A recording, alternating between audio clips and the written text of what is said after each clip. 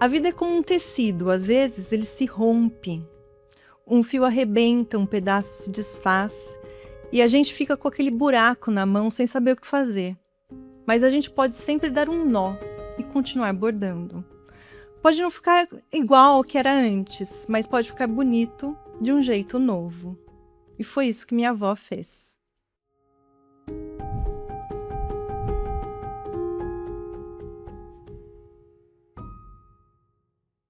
Está começando mais um episódio do Bendita Família. Este é um espaço para discutirmos temas relevantes para todos os núcleos familiares.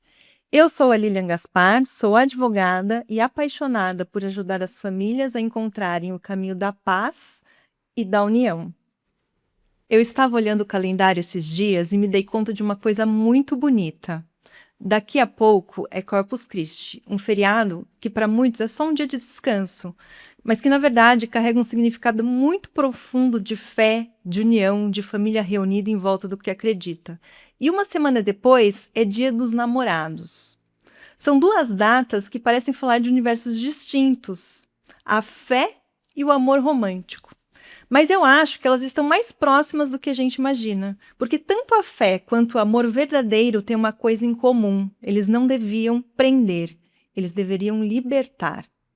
E foi pensando nisso que eu escolhi o tema de hoje: fé, família e o direito de recomeçar. Hoje eu vou contar uma história muito pessoal, a história da minha avó Alice. E no fio dessa história a gente vai abordar juntos diversos temas: a evolução do divórcio no Brasil, o peso da religião nas leis de família, o dilema de quem se sente preso num casamento por causa da fé. E principalmente como recomeçar pode ser o ato mais corajoso e mais sagrado que a gente faz na vida. Deixa eu começar do começo. A minha avó Alice foi deixada pelo marido quando meu pai tinha apenas 2 anos. 2 anos. Isso aconteceu numa época em que o divórcio simplesmente não existia no Brasil. Existia o desquite, que separava os corpos, mas não dissolvia o vínculo. Você ficava numa espécie de limbo, livre para viver separada, mas ainda casada perante a lei. E sem poder casar de novo, nunca. Imagina o que era ser mulher sozinha, com um filho pequeno, numa cidade como Jundiaí, onde todo mundo se conhecia, carregando o peso do preconceito. A mulher separada era julgada. O homem não. A minha avó viveu isso na pele, mas ela não se deixou quebrar. A minha avó tinha um talento raro com as mãos. Ela bordava a máquina como poucas. E num lampejo de coragem que até hoje me emociona, ela decidiu transformar aquilo em sustento. Então ela abriu uma escola de bordado à máquina na própria casa. As moças das famílias tradicionais da cidade iam até lá preparar seus enxovais. E o que era para ser uma atividade pequena virou uma grande coisa. As turmas lotavam, inclusive nos finais de semana. A minha avó se tornou conhecida pelo talento e pela forma acolhedora com que tratava cada aluna. Ficou realmente muito conhecida aqui em Jundiaí pelo seu talento. E aí meu pai cresceu ouvindo o barulho das máquinas de costura. Aquela cadência era a trilha sonora da infância dele. Até hoje, eu guardo os bordados que ela fez. São verdadeiras obras de arte. São toalhas, lençóis, panos de prato. Cada ponto carregava um pouco dela. Cada flor bordada tem um pedaço da história dela que, com as próprias mãos, refez a vida. A minha avó conseguiu, através do bordado, dar ao meu pai bases sólidas, valores de trabalho, de dignidade, de amor. Ela não deixou a amargura vencer. E é por isso que o bordado é, para mim, a metáfora mais linda do que significa recomeçar. A vida é como um tecido, às vezes ele se rompe. Um fio arrebenta, um pedaço se desfaz e a gente fica com aquele buraco na mão sem saber o que fazer. Mas a gente pode sempre dar um nó e continuar bordando. Pode não ficar igual ao que era antes, mas pode ficar bonito de um jeito novo. E foi isso que minha avó fez. A história da minha avó não é só a história de uma mulher forte. É também a história do direito de família no Brasil. Porque eu vou te contar, o direito que rege as famílias brasileiras passou por 3 grandes fases. E cada uma delas reflete os valores de sua época. A primeira fase foi o chamado direito religioso ou canônico. Durou de 1500 até 1889. A Igreja Católica ditava as regras do casamento, da família e da moral nessa época. O casamento era indissolúvel por natureza. O que Deus unia, o homem não separava e ponto final. Depois veio o direito laico, de 1889 a 1988. O Estado se separou da Igreja. O casamento passou a ser regulado pelo Estado. Mas, na prática, a moral católica continuou impregnada nas leis. O divórcio não existia, existia o desquite, como eu falei. Um quase divórcio, um arremedo de liberdade. E aí, em 1977, depois de uma luta intensa do deputado Nelson Carneiro, finalmente veio a lei do divórcio. Só que não foi um divórcio pleno. A lei criou uma figura chamada separação judicial, que era uma espécie de purgatório, um limbo. O casal se separava, mas precisava esperar um prazo para poder converter aquilo em divórcio de verdade. Você não era mais casado, mas também não era divorciado. Ficava ali suspenso, esperando o tempo passar. E por que existia esse purgatório? Por influência direta da Igreja Católica. A bancada religiosa da época achava que se o divórcio fosse muito fácil, os católicos iriam se separar em massa. Acreditavam que criar obstáculos manteria as famílias unidas. Já a terceira fase veio com a Constituição de 1988, o chamado direito igualitário e solidário. A Constituição colocou a dignidade da pessoa humana no centro. Homens e mulheres passaram a ter os mesmos direitos dentro da família, e os filhos também, independentemente da origem, ganharam igualdade. Em 2010, veio então a Emenda Constitucional 66, que instituiu o divórcio direto, sem prazo, sem separação prévia, sem culpa. Basta a vontade de uma das partes para separar. O divórcio levou mais de 30 anos desde a primeira lei do divórcio até chegar a um modelo simples e digno. 30 anos. Mas uma coisa importante, a simplificação do divórcio não destruiu famílias, muito pelo contrário. Ela trouxe mais responsabilidade. As pessoas passaram a casar com mais consciência, porque sabiam que se não desse certo, dava para sair com mais dignidade. E as famílias que se reconstruíram depois do divórcio são muitas vezes mais saudáveis do que as que permanecem unidas à força. E é aqui que a gente chega no ponto mais delicado, no coração do episódio. O que Deus uniu, o homem não separa. Essa frase está na Bíblia, em Mateus, capítulo 19, versículo 6. E é uma frase muito linda quando a gente pensa no amor verdadeiro, na entrega, no compromisso. Mas ela se torna pesada e até cruel quando é usada para manter pessoas presas em relacionamentos que já morreram. Pessoas que sofrem, que choram escondido, pessoas que, por medo de decepcionar Deus, continuam no casamento, onde não existe mais amor, só obrigação. Será que Deus une pessoas para sofrerem juntas? Eu não acredito nisso. E sabe o que é interessante? A própria Bíblia tem nuances sobre o divórcio. No Antigo Testamento, Moisés permitiu o divórcio. Jesus, no Novo Testamento, trouxe um ensinamento mais profundo sobre a indissolubilidade, mas também falou sobre a dureza de coração humana, reconhecendo que em um mundo imperfeito, os caminhos às vezes se rompem. Não é uma condenação absoluta. A forma como as religiões interpretam essa questão varia profundamente. Na tradição católica, o matrimônio entre batizados é um sacramento e por isso considerado indissolúvel pelo dogma da Igreja. Por essa razão, a Igreja Católica não faz o que as pessoas chamam de anulação do casamento. O que existe é a declaração de nulidade matrimonial, que ocorre quando um tribunal eclesiástico analisa o início da união e declara que ela nunca existiu de forma válida por conta de falhas graves no consentimento, como simulação ou coação. Esse processo, que historicamente era visto como longo e inacessível, foi profundamente reformado e simplificado pelo Papa Francisco em 2015, tornando-se mais rápido e gratuito sempre que possível. Por outro lado, as igrejas evangélicas, de modo geral, lidam com o divórcio de uma maneira teológica diferente. Para eles, o casamento é uma aliança sagrada diante de Deus, mas não é um sacramento indissolúvel. A teologia evangélica majoritária baseia-se em passagens bíblicas para aceitar o divórcio e o novo casamento em situações excepcionais e específicas de quebra dessa aliança, como a infidelidade conjugal ou o abandono do lar por parte do cônjuge. Contudo, é essencial fazermos uma ressalva. O meio evangélico é extremamente diverso. Em certas denominações de perfil mais fundamentalista, o rigorismo moral contra o divórcio pode ser tão severo quanto a tradição católica mais antiga.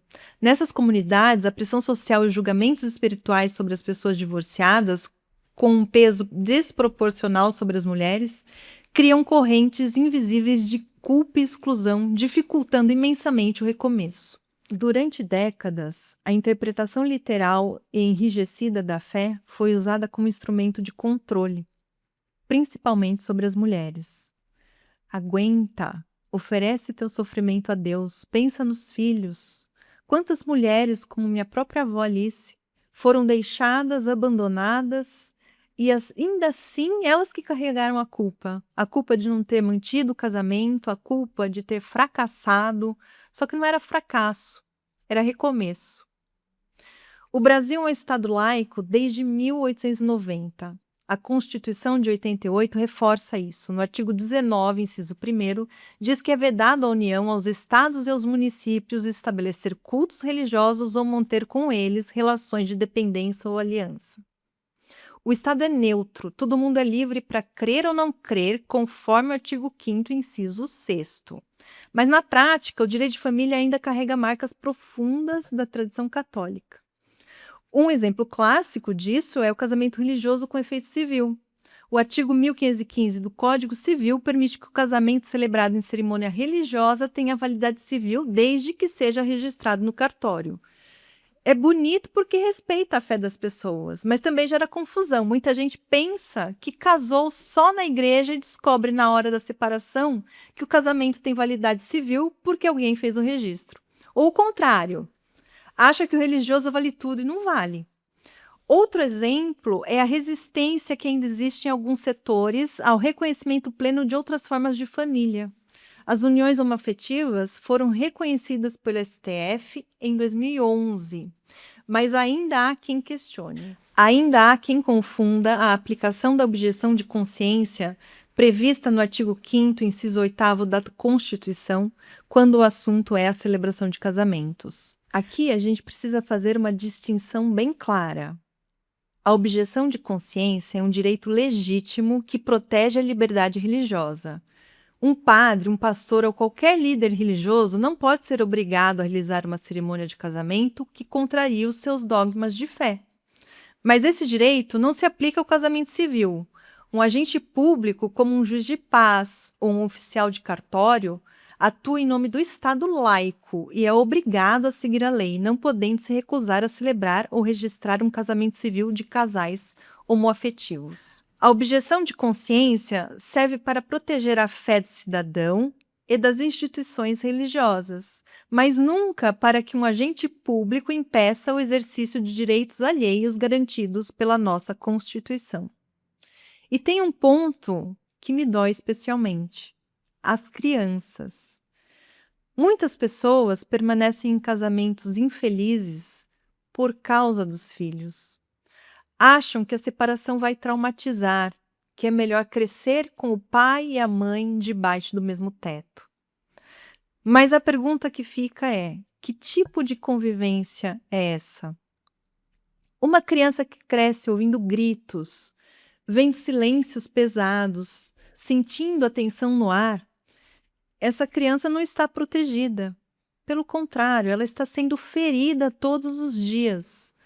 O divórcio bem conduzido, com diálogo, com respeito, com acolhimento, é muitas vezes mais saudável do que um lar em guerra. Claro que não é fácil, claro que dói, Mas o amor verdadeiro pelos filhos é também saber quando é hora de seguir caminhos separados para que eles possam crescer em paz. E a lei hoje protege isso. A guarda compartilhada é regra desde 2014. A alienação parental é considerada ilícito desde 2010. O bem-estar da criança está no centro das decisões. Mas a lei não pode fazer o trabalho emocional. Quem precisa fazer esse trabalho somos nós, adultos. A minha avó Alice tinha fé. Ela rezava, ela acreditava, mas a fé dela não era uma prisão, era um alicerce. Eu imagino ela sentada à máquina de bordar, com as mãos guiando o tecido, a linha passando, o barulho ritmado da máquina e, ao mesmo tempo, uma oração silenciosa no coração. Meu Deus, me dê forças. Meu Deus, ajuda o meu filho. Meu Deus, que eu dê conta. Ela deu conta. Não porque Deus a salvou magicamente, mas porque a fé dela a sustentou enquanto ela mesma fazia o trabalho duro de reconstruir a vida. A fé pode curar a dor do divórcio, mas ela não pode ser a corrente que prende a pessoa numa relação que a adoece. Fé que prende não é fé, é medo. Fé que prende é controle disfarçado de religião. A fé verdadeira, que nasce do amor, não prende, ela acolhe. A fé verdadeira diz: você não está sozinho, pode recomeçar, eu estou aqui com você. Foi isso que minha avó sentiu.